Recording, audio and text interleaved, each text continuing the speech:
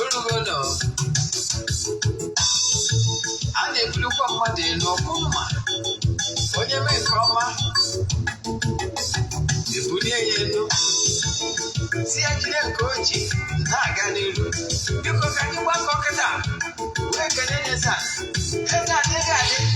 Eze-Ana Ugochi tubelu. Eze-Ana Ugochi tubelu. Nwoke ọma na oraifite. Ị ga-adị.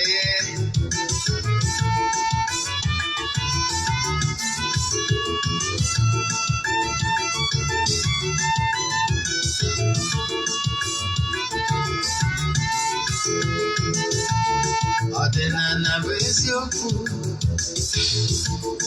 Ọdịnala bụ ụzọ ndụ. Ị ma na o nwere olu na-eti mkpu na-asị ụmụ Igbo chigharịa, ụmụ Igbo chigharịa.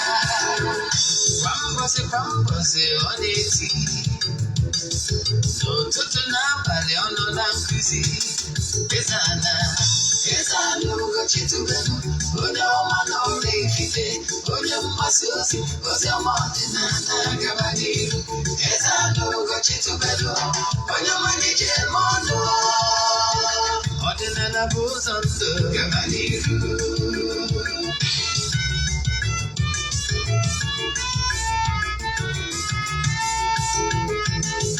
Eze-Ana Ugochi tubelu, onye ọma na oraifite, onye mgbasa ozi, ozi ọma ọdịnala gaba n'iru.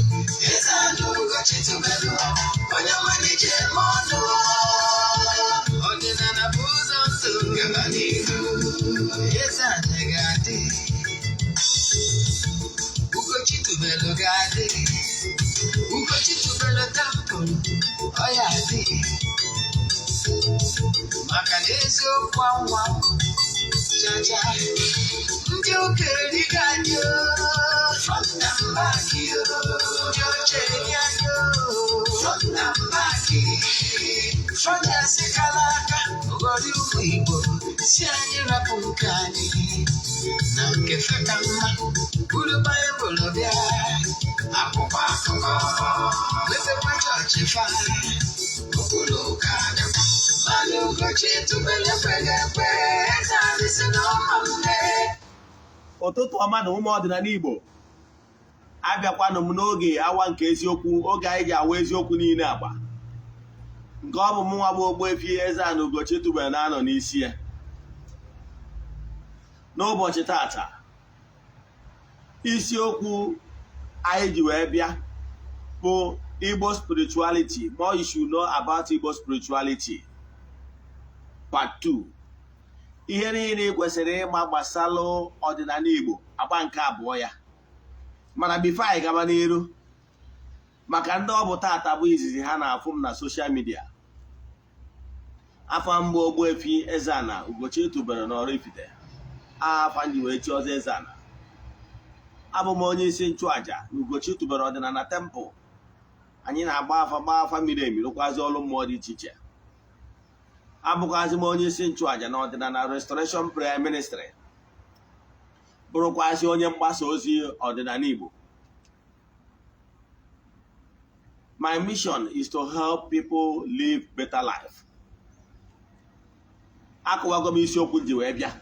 Ihe a bụ n'ihe ị kwesịrị ịma gbasara Igbo spirituality, the right one, and ihe ndị mmadụ na-eme dị njọ under the guise of Igbo spirituality. Ka anyị chọrọ ịkọwata. I can tell you, nkụzi anyị ji bịa tata bụ nkụzi pụrụ iche. It's a life changing topic ma ọ bụrụ na ị pay attention. Yes. Before anyị gaba n'iru ọzọ, ọkwa dị mkpa. Ọkwa nwa dị mkpa bụ na ya abanyego n'ọnwa Ọktoba. Ndị niile sonyela anyị na aja nke ọnwa Septemba. Anyị kwuru na echi niile bụ Mọnde, bụ sekọnd, ka anyị ga-achịkọta ya. Anyị malitekwalụ nke ọnwa Ọktoba taa, bụ Ọktoba 1st. Ị nwere ike isonyere anyị na ya. Ọ na-last for the whole month of October. Ọtụtụ ndị mmadụ ebukugo maka ya. So ọ bụrụ na ibukubere mana ị ka chọrọ ibuku ka isonye na aja nke ọnwa Ọktoba na ihe iyi eme ndị na-eme ya amarụgo ka esi eme mana maka ndị gba onye ọfụ anyị kwukwara na distansị abụrụ ebara ya na ị nwere ike isonyere anyị na aja ebe ọ bụla ị nọ na nsọtụ ụwa dum under the sun. Ichi isonye na ihe ị ga-eme wee forward ya 3 prayer request, then email donation token to the account number. Chat them na WhatsApp ka m gwa gị other details I need from you in order to book you. Aja mbuni elu aja ịpụta ihe aja esigoro na ya bunye ọtụtụ ndị mmadụ elu. Ana m achọ ịgwa gị na ike dị na aja a na-achụ n'igwe maka na igwe bụ ike. Ihe anyị na-eme bụ na ịfọwọdụ ya 3 prayer request anyị ga-edebe na altar na-ekwubi okwu na-ekpe ekpere na-agụ ọfọ na-achụ aja n'isi gị kwa ụbọchị kanye na ọnwa Ọktoba. Esigo na aja abụrụ ọtụtụ ndị mmadụ elu anyị abụrụ ndị na-esho testimonies mana ọ dị nnukwute mkpa. Yes, ihe anyị na-eme bụ ụbọchị a ga-emechi ya anyị ga-achụ aja dị iche iche. Anyị ga-eje na mmiri ga chụọ aja gbagọtazie na altar chụọ aja to entities of powers bugwazie eburu emesara aka. I can tell you ike dị na aja a na-achụ n'igwe. Then nke ọzọ bụ ọ bụrụ na ị na-esonyere anyị site n'eziokwu TV, yes, mana ị chọrọ ka nkụzi ihe na-anụ taa ka ịnụ ya ọzọ ma ọ bụ ka ishigharị ya mmadụ, jee na ma YouTube channel Ogbuefi Eze-Ana Ugochi tubelu oraifite ka ịfụ ya. Anyị nwere over 1000 lectures na that YouTube channel. Nkụzi a na-akụzi n'ọdịnala kwa ụbọchị ka bụ ofu. Nke ịbụa, ọ bụrụkwanụ na anyị na-awọchị eziokwu TV a, o nwee Nollywood movie ọbụla ịwọchị na eziokwu TV a ị chọrọ ịwọchị ọzọ, jee na Ugochi tubelu movie productions ịwọchị ya. Ọ bụrụkwanụ na Igbo film ịwọchị na eziokwu TV ị chọrọ ịwọchị ọzọ ma ọ bụ na ị chọrọ ishigharị ya mmadụ, jee na eziokwu TV Nollywood movies ịwọchị ya. Nke a bụ ihe ị kwesịrị ịma. Then ka anyị gabazie n'iru na nkụzi anyị ji maka ya wee bịa na-awọchị eziokwu TV, na-agwa ndị mmadụ maka ya, na-esonyekwara anyị na social media handles anyị, na-eshi akwara ya ndị mmadụ. Yes, isiokwu anyị ji wee bịa bụ ihe ị kwesịrị ịma gbasara ọdịnala Igbo. Wee chọọ ka nkọwara ụmụ Igbo na agbụrụ ọbụla na Chukwu Okike na-enye agbụrụ ọbụla ndị mgbasa ozi na agbụrụ ọbụla. N'etu a ka ọ dịkwa na ọdịnala Igbo. Mana dịka m si ekwu na ndị ụka riri anyị wee bastardize ọdịnala Igbo, wee nye ọdịnala Igbo bad name. Ọtụtụ ndị mmadụ che na-etu a ka ọ dị. Ma ọ bụrụ ya nye ka m chọrọ ka m kọwalụ gị. Before ndị anyarị abịa, ndị ụka ọbịa abịa n'ala Igbo, ndị Igbo na-efe Chukwu. Enwekwuru ndị na-akụ amụma. Etughị isi anụ na onye amụma Jeremaya kwuru okwu ma ọ bụ na onye amụma Aịzaya kwuru okwu, Isaac ha. Ndị a niile etu a ka esi akụ amụma n'ala Igbo, mana ụfọdụ amarọ. Mana atọrọ m ụlọ ụta maka na ọtụtụ ndị mmadụ eriri ha front and back si n'aka nna ha. Ha nwere ike ha ghọtara etu ha things work na ọdịnala Igbo. Nya ka nchọ ka nkọwala gị na ihe dị na Sokoto dị na Sokoto. N'ọdịnala Igbo na ụmụ ihe ndị a niile na-agụtacha na akwụkwọ spiritual books ndị agbụrụ ọzọ dị n'ala Igbo. Mana ka m bidogoro na ịkọwala gị ihe bụ Igbo spirituality. Igbo spirituality abụrụ ihe ọjọọ. Igbo spirituality bụ ndị na-ekpere naanị otu chi, Chukwu Okike nke pụrụ ime ihe niile, onye ike niile si n'aka ya abịa. Ọnyanwa bụ chi nke ukwuu a ndị Igbo na-ekpere. Ajọ nka nkọwala gị ihe niile aka o doo anya. Ọtụtụ ndị ọdịnala Igbo eboro anyị allegation dị iche iche. Ụfọdụ sị na anyị bụ ndị ọgọ mmụọ, ụfọdụ sị na anyị bụ ndị na-ekpere arụsị, ụfọdụ sị kwuru ihe dị iche iche. Mana aghọtara m na ha mụrụ ọnya ka ha si ekwu, maka na onye amara ebe a nọ wee nie ozu ọcha ebe osi n'ebe sọrọ ya na-abụọ. Ka nkọwara gị ihe bụ spirituality. Igbo spirituality. Igbo bụ spirituality wee okpukpere ndị na-efe naanị otu chi, ndị kwenyere na ọ bụ sọsọ ofu Chukwudị. Yes, ọdịnala Igbo kwenyere na sọsọ otu Chukwudị. Ọdịnala Igbo ekwenyere na chi dị ịtọ, na-enwere chi ịtọ n'otu person. Mba, ọdịnala Igbo bụ ndị na-efe Chineke nke anwa onye ike niile si n'aka ya abịa. Ọnyanwa bụ ihe ọdịnala Igbo kwenyere na ya. Ọdịnala Igbo bụ chi nke ahụ kere elu ka ana nke ụwa niile na-akpọku n'asụsụ dị iche iche site n'okpukpere dị iche iche. Chi nke ahụ a na-akpọku na BC, maka na mgbe a na-ekwu na ndị ụka ọbịa bịara na 2000 years, ana m achọ ịgwa gị na agbụrụ a na-akpọ ndị Igbo had been in existence. Anyị na-efe Chineke direct without any intermediary. Anyị na-ayọ n'aha Chukwu Okike nke pụrụ ime ihe niile. Anyị anara ayọ n'aha Jizọs. Ọdịnala Igbo kwenyelụ na mmadụ ga-akọmuniketi wee fee Chukwu Okike nke pụrụ ime ihe niile. Ọsọ Chukwu Okike ka ọdịnala Igbo na-efe. Yes. Gee ntị, ị ga-aghọta ihe m na-akọwa ọfụma. Ọdịnala Igbo na-efe sọsọ ofu Chukwu.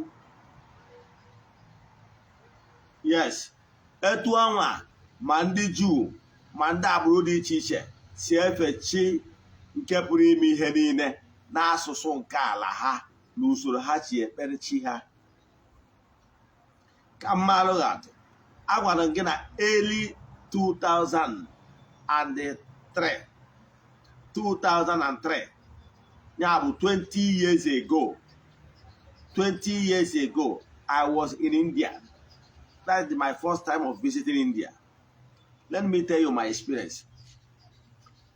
I was invited by an engineer working with their central government back then. I went there as a tourist. I used the opportunity to understudy the Hinduism. And I understand it. The Hinduism, how I believe, etu ọdịnala Igbo si wee believe. Ha believe n'ike chi nke ukwu a nke kere elu ka ana. However, ha kwenyekwalụ dịka ndị Igbo si wee kwenye.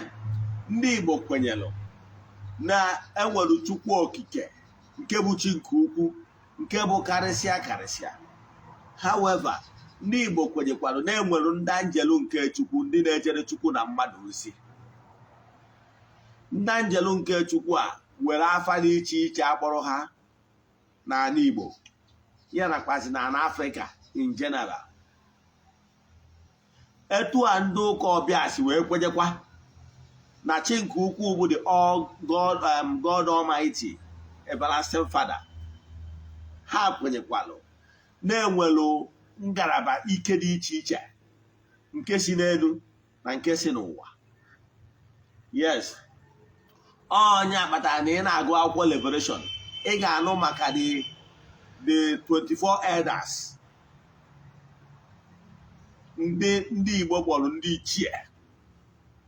Ị ga-anụkwa maka ihe anọ dị ndụ, the living beings nọ na the throne of grace na Bible. Achọrọ m ka m nwere ihe ịma wee kọwalụ gị ihe ịmarụ. Etu a ka ọdịnala Igbo si wee kwenyekwa na enwere ụmụ mmụọ dị iche iche na-ejere Chukwu na mmadụ ozi, na-eyuru awọrọ anụ dị iche iche wee na-eje ozi. Etu a ga-esikwa na Genesis na Liberation na-enwere ihe anọ dị ndụ, the lion and the rest of them.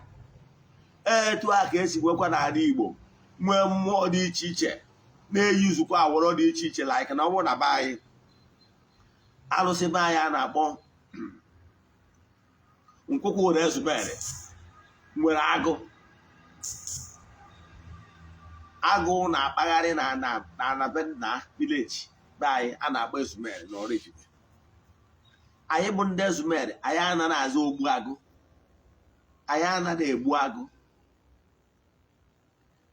Agụ na-echekwaba anyị maka ihi na agụ na mmụọ dịbe anyị na-eyu awụrụ agụ.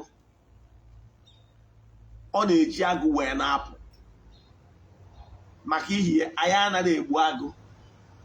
Agụ na-echekwa ndị be anyị na mgbe be anyị nwere ike ihe ebe dị anya na-ana. Ọ bụrụ na ụjọ na-atụ gị, ihe ị ga-ekwu kpọọ agụ bịa duna m.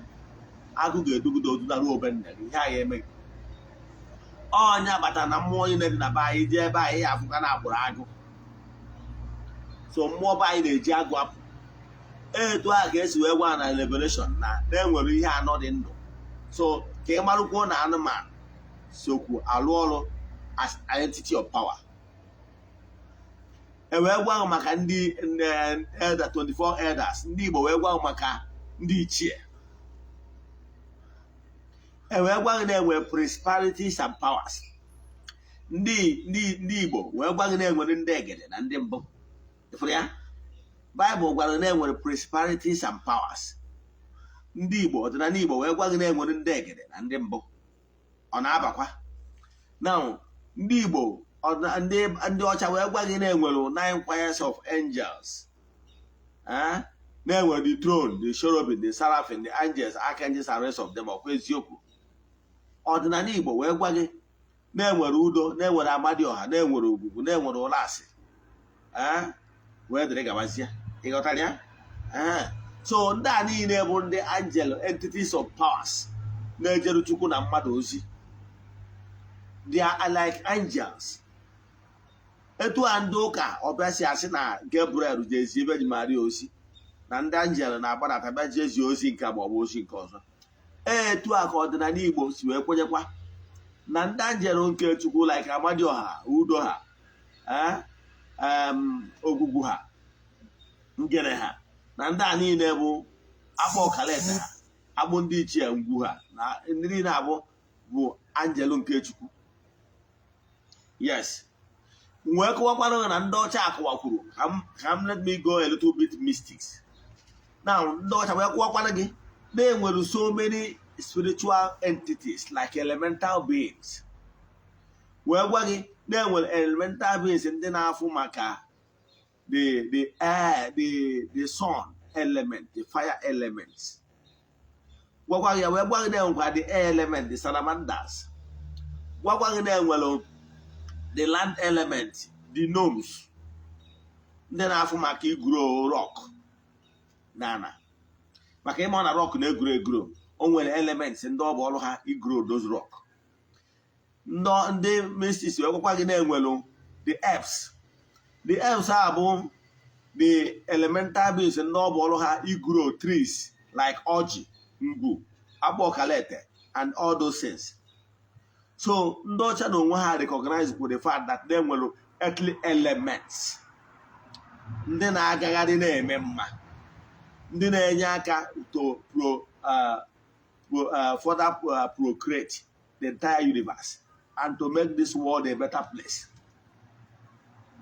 So enwere ndị angelo nke Chukwu, ndị bi n'ikuku, enwere ndị bi na mmiri, enwere ndị bi na anyanwụ na ọnwa na kpakpando, enwere ndị bi n'ala. Ihe a niile wụ earthly forces. Yes. Etu anwa ndị ụka si wee gwakwa gị na-enwere ndị angel si dị iche iche. Etu a ka ndị ọdịnala si gwakwa gị na-enwere chi onye ụwa, ya personal guide, na-enwere ezumezu, na-enwere ụmụ mmụọ dị iche iche. Ihe a niile bụ spiritual forces.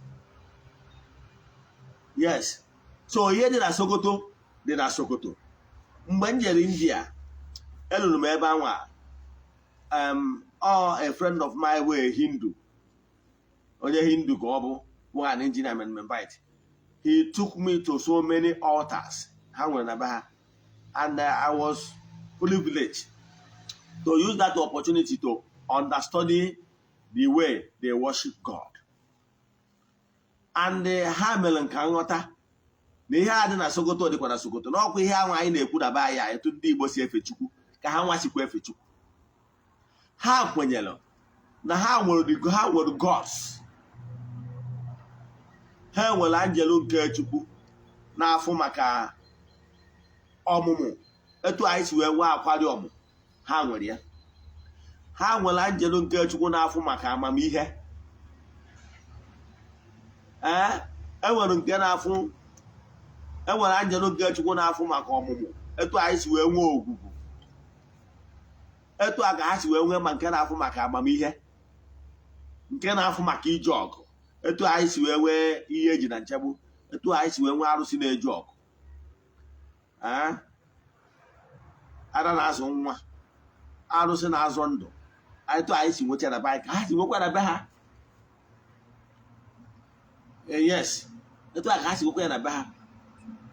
And I was privileged to follow them to their temple. On the feast ha na-eme that time. Feast ya ha na-eme that feast around April. Around April ka ha na-eme that feast. I can't remember the name of the feast now.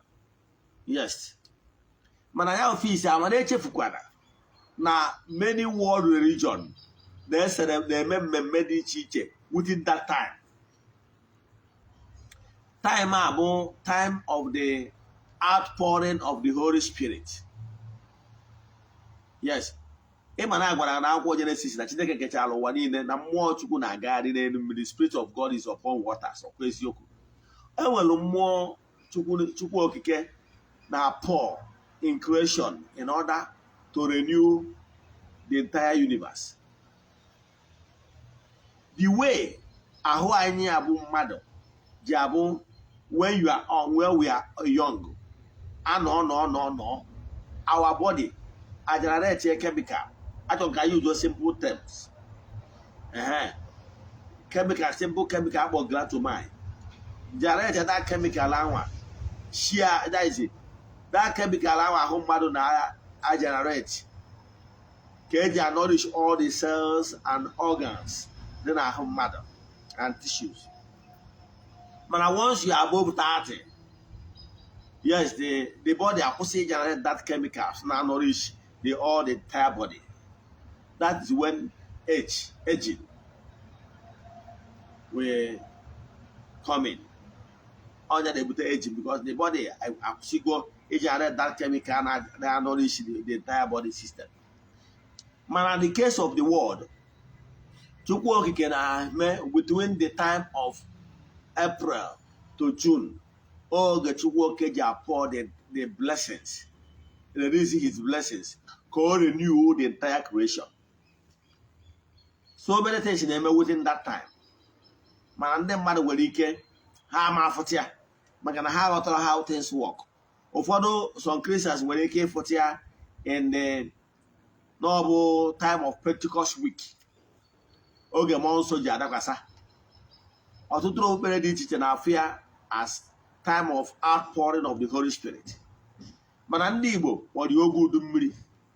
Oge abụ oge ine anya within your environment, every environment na look greenish. Gosi na something na-eme na mmụọ. Ụmụ osisi ọbụla na-egori na-acha green. Ihe ọbụla na-eme. O gosiri ihe na-eme na mmụọ mgbe anwa. Mana n'ụtọ na ịmarọ na ihe na-eme na mmụọ. Yes, man, all get renewal. No, so rainy season, no each day and no peace. During the time of rainy season is the time of renewal of power in creation. So what am I saying? O eburu no okpukpere ọbụla nwelu kwenyelu na Chukwudi, n'ofu Chukwudi.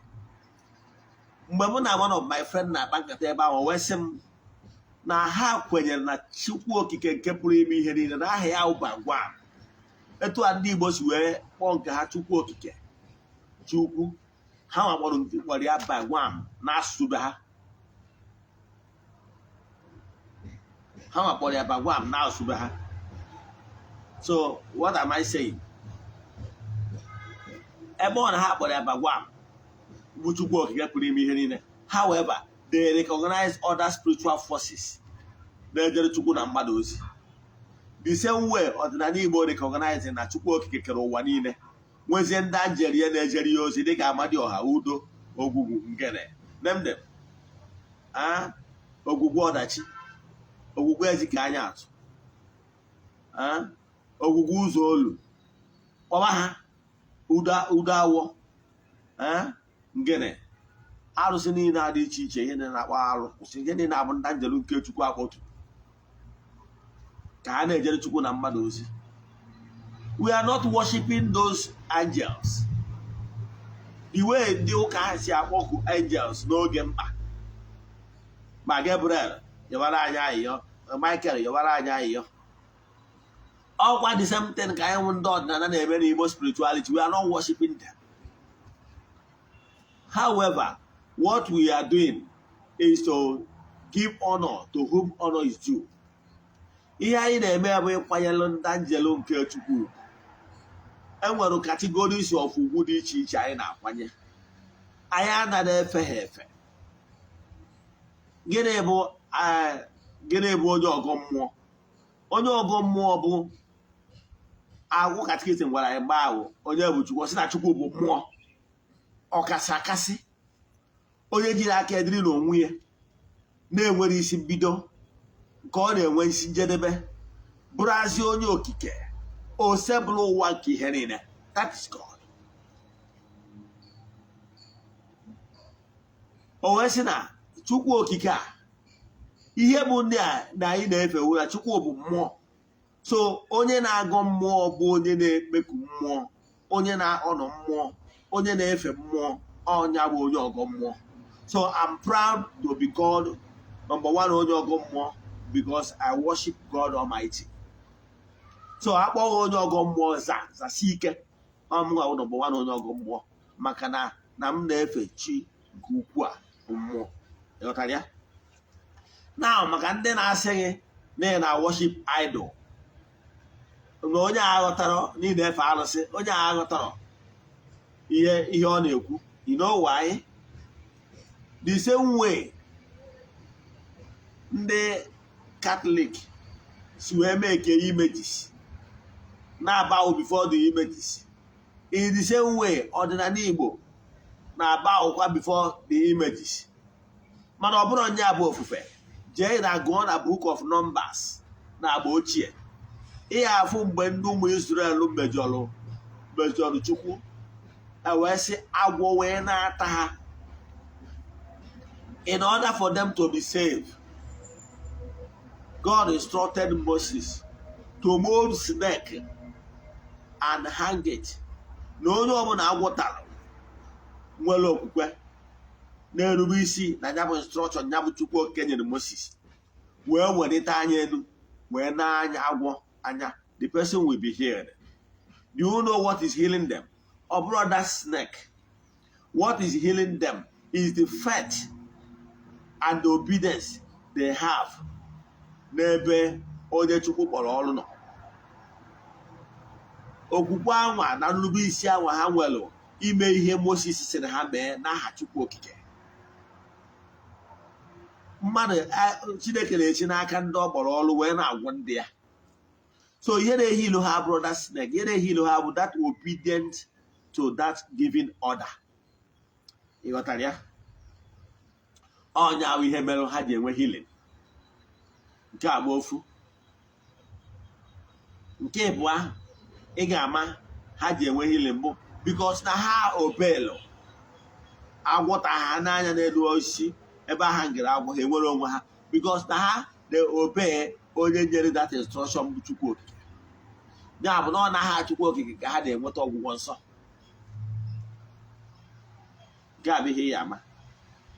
Then Moses anyị na-ekwu okwu ya bụ ihe ọ gwara ha mee ya. So mgbanwa ha na-ene anya in devotion to that agwọ a agbụrụ agbụ, ọ bụrụ na ha na-worship agwọ. Ihe Chineke kwuru bụ thou shalt not have another God before me.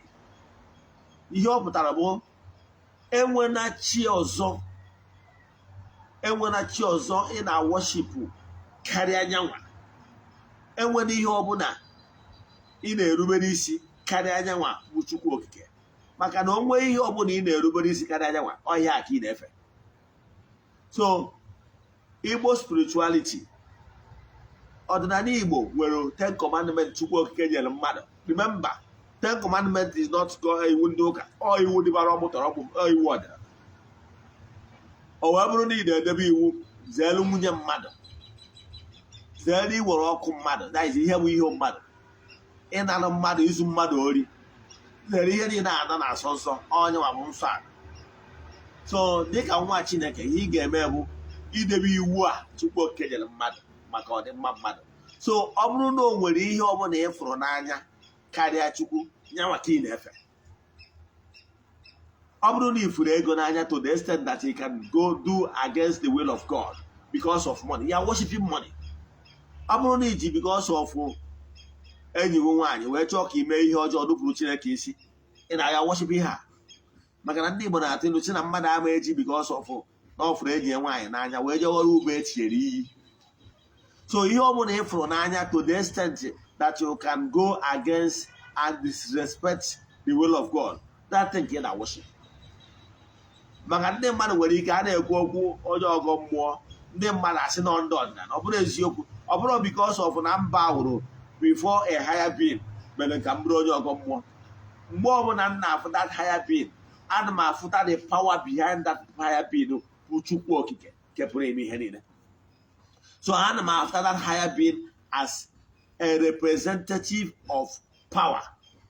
Example, mgbe ị jere na American embassy, yes, wee for the consular, ugwu ị na-akwari the embassy will because of what the consular represents, the embassy, the ambassador represents. So because of that, ị ga-enye that embassy. Ịmụrụ na American embassy bụ American extension. Na onwe ihe na-eme ndị mmadụ, onye America ọbụla gbawadụ na that American embassy adịgo protected. Ịmụrụ na America ga-eme ihe ọbụla ekwesịrị ime ka e protect ya ndị na-etu a. So etu a ka ọ dị. So ndị ebe ọnwụ na-akpọkwuru okwu mmụọ, mmụọ a nwere ihe o representara njelu nke Chukwu. Ọ na ike Chukwu ka o si alụ ọrụ. Ewezụga ike Chukwu, ndị njeri ya ama na-alụ ọrụ. Na arụsị niile na-ehi ilu ndị mmadụ na-eme nke a na-eme nke ọzọ, ọ bụrụ ike Chukwu. So ana m akwanyere ha ugwu maka n'ihi na ha representịrị Chukwu, na ha na-alụ ọrụ n'ike Chukwu. Ọ bụrụ na m na-efe ha efe, what determine na m na-efe ha efe wu mgbe m bịa mebe ihe ọjọọ. Example, mmadụ nwere ike ịfụ a police officer, ọ sị gị paakị ya. O nwere ike ọ bụrụ onye tọrọ atọ, o nwere ike ọ bụrụ onye ka na ụdị niile, mana maka ihi na na-eyibe gị uniform, na ọ na-represent the power of the Federal Republic of Nigeria, ọ sị gị paakị ya. All that power anwa ọ na-represent, that authority anwa ọ na-represent ka ị respect. Ịghọtara ya? Onye abata na if you fight a policeman on mufti, it's a different case, he's still fighting. Man, if you fight a policeman nọ na dressing ya as a policeman, a ga-ata amụ ya disrespectful. Maka na ịma na o nwere onye o representable authority of government and you fight. So ihe ji akwanyere ndị entities of power ugwu, ọnwa alụsị dị iche iche na entities of power si dị iche iche bụ ha na-represent ike Chukwu. Ka mmakwa, o nwere ike ịfụ His Excellency a young governor ịma na ịtọrọ atọ n'ụwa, mana maka ihe na ọ bụ His Excellency na-represent the power of the state. If you are His Excellency saa ịba awọ, ọ bụrụ na ị na-worship ya, mana ị na-enye ya ọnọ maka ihi position ọ na-represent, that seat of power which he represents. Ọ bụrụ na ị na-worship ya, ihe bụ na ị na-worship governor bụ you, yes, dịwa tout, dịwa onye agbụrụ, because of nature ka governor ka imetụ ya mma iwe je gbuo mmadụ, na ọ bụrụ na o sendia gị, na ọ bụrụ na ivru gọvanọ sendia gị je gbuo mmadụ, and ịma na iwu Chukwu forbidiri gị igbu mmadụ, ọ mgbe anwa igburu mmadụ because of na ị chọrọ ka ị please gọvanọ je gbuo mmadụ wee daa iwu Chukwu, mgbe ahụ ka ị na-worship gọvanọ. Ọgụnwa bụ idol worshiper because ị na-worship mmadụ. A sị ga worship na ihe Chukwu kere eke, ma nke dị n'elu ma nke dị n'ala. So mgbe ahụ ị worshipụrụ ya gọvanọ, ma ọ mgbe ị worshipụrụ nwunye gị jee maka nwunye o jee mee ihe ọjọọ, mgbe ahụ ọ nwunye oke na worship. So na-ịkwanyere gọvanọ ugwu, ma ọ na-efuru minista, ma ọ bụ na-efuru onye akpọrọ ọrụ ekọd wọn aka ji ọfọ kwanyere ugwu, ma ọ bụ na-efuru okenye kwanyere ugwu. Ọ bụrụ worship ya na worship ya. Ihe worship bụ mgbe ị jeziri obey that particular person karịa Chukwu. Ịma na worship wee gị ama ndị na-ege ntị, ị na-ege ntị ya. Ihe na-achịkọwala gị bụ ihe bụ worship. Abịa na worship, enwere 3 kind of worship. yes n'ụdị nke ya. Ihe ji wee karịfa ya n'ụdị a ka iwee wee ghọta ihe na-ekwu. Enwelu hyperdulia, enwelu dulia, enwelu latria. Ihe a bụ usoro nkwanye ugwu ịtọ dịnụ. Hyperdulia bụ ugwu mmadụ na-enye mmadụ ibi ya onye kianụ. Enyotara m mgbe m nọ Taraba steeti, yes, wee jee Taraba steeti. Mgbe anwa enwere nnukwu ala ha ji ga-abụ n'ọnyanwa ga-eme ka ihe na-adịrị gị mma, ịmara ị ga-erite uru n'aka ya. Efu ya ihe ekele rankadede. Onye ọbụla eturu rankadede n'ugwu Awụsa, ọ bụrụ na ị na-anụ Awụsa jụọ ndị na-anụ Awụsa, onye ọbụla eturu rankadede bụ nnukwu mmadụ, onye eji okwu ya agba izu, onye ị ga-esi na ya wee bụrụ mmadụ, ya bụ rankadede. Ije na nke ndị ofe mmadụ ndị Yoruba, ije ebe anwa ị ga-afụ eke arụ ọmado na o nwere ike idinekwu edine. Ihe a bụ respect, ọ bụrụ worshiping, mana ugwu bụ nkwanye nwaanyị ji amụta ibi ya. Ịghọtara ya? Mgbe gburu gboo, mgbe elu bụ n'ọsa, mgbe ezi dị n'ụkwụ ụkwa, mgbe nwaanyị na-akwanyere di ugwu, mgbe gburu gboo, ihe nwaanyị na-akpọ di ya bụ nna anyị. Ọ pụta ụtụtụ, nwaanyị na-anụ anụ, ọ sịghị nna anyị ọba ụwọ, itie ya aka n'azụ, si ya onye ụmụ ya adịrị gị mma, egozie ya. Mgbe ezi dị n'ụkwụ ụkwa, ọ bụrụkwa kịta nwaanyị na-adịba ahụ na ya na di ya na-akwa iko ha anya. Ịghọtara ya? Ụdị anwa oge Sada na-akpọ di ya my lord, teketekarị mgbe gburugbo. So ọnyanwa ọ bụrụ worship. Ihe a bụ ugwu a na-akpọ hyperdulia. Ugwu ị na-enye mmadụ karịrị gị. Den o nwere ugwu mmadụ na-enye mmụọ karịrị ya, a na-akpọ dulia. Ugwu a bụ ugwu mmadụ na-enye okwu mmụọ, entity of power, higher beings. Ọ bụ ndị Katọlik, ụdị ugwu a ha na-enye Virgin Maria. Ha ya agwa gị na ha na-akpọ Mary, na ha ji worship ya, ọkwa eziokwu. Otu sentie otuto dịrị Jesu. Yes, I won't Ave Maria that time. Ave asị Maria. Otuto anwa na nkwanye ugwu a ha na-enye ka a kpọrọ dulia. Nke a na-enye mmadụ nkịtị, onye dị ana, ka a na-akpọ dulia. Yes, ka ị na-enye mmadụ ibe gị dulia. Nke ị na-enye higher being, entity of power, like okwu mmụọ dị iche iche, ma ọ bụ ụdị anị Katọlik na-enye Virgin Maria, ka a na-akpọ hyperdulia. Mana o nwesịrị nke a na-enye Chukwu okike, nke pụrụ ime ihe niile, ya na mmadụ adịghị ama aka. Nke a na-akpọ latria. Ifogosi wesam latria, maka na Chukwu bụ Chukwu. Ọ dị a ka m na-ekwu maka ya. Tadulia. Ụdị a a na-ekwu maka ya. So ụdị a na-akpọ dulia m na-ekwu maka ya. Agwara m gị na enwere dulia bụ the smallest one mmadụ na-enye mmadụ ibie, nwee hyperdulia nke mmadụ na-enye mmụọ, nwezie nke a na-enye Chukwu okike bụ latria. Ọ nke a na-akpọ latria ka Chineke si gị na mmadụ ekekwara, na ya na mmadụ ama ekekwana tụwa. O nwere onye ọbụla gị na ya na Chineke ga-eri otutu ya. Anyị bụ ọdịnala Igbo, anyị na-ayọ mkpịsị ebere ayọ n'aha Chukwu okike nke pụrụ ime ihe niile. Mana ndị ụka Rom na-ayọ n'afa Jizọs, nwa Josef na Mary, bụrụ nwa Joaquin na Ann, maka na nne na nna mụtalụ Mary bụ Joaquin and Ann mụtalụ Mary. So na Jizọs bụ nwa Diana na be Joaquin na Ann nọ. Ịghọtara ya? So ọ bụrụ na onye ọha nwa ka ha na-asị na ha na-ayọ n'afịa, mana ọdịnala Igbo si mba. So ihe dị iche n'usoro ekpere ndị ụka anyarị, ndị ọcha na ọdịnala bụ ọdịnala na-ayọ n'aha Chukwu okike nke pụrụ ime ihe niile, nwadị ndị ụka anyarị na-ayọ n'aha Jizọs. Ifere ihe dị iche. so anyị na-ayọ n'aha Chukwu Okike kere elu ka ala ma ha na-ayọ n'aha mmadụ wụ the Messiah. Ha na-ayọ n'aha chi nke wụ nwa David, maka na ị ga-anụ ka a na-akwụ Jesu nwa David mebere na ọ nwa David ka ọ bụ so mana ọdịnala Igbo anyị na-ayọ n'afa Chukwu Okike nke pụrụ ime ihe niile. So ọdịnala Igbo ngolu gị ga-emere ihe ọjọọ yọọ ayịyọ ma ọ kpee ekpere ma ọ bụ gaa ọfọ, weda ma ịkpọrọ ikpe ekpere ma ịkpọrọ ịga ọfọ, meaning the same thing.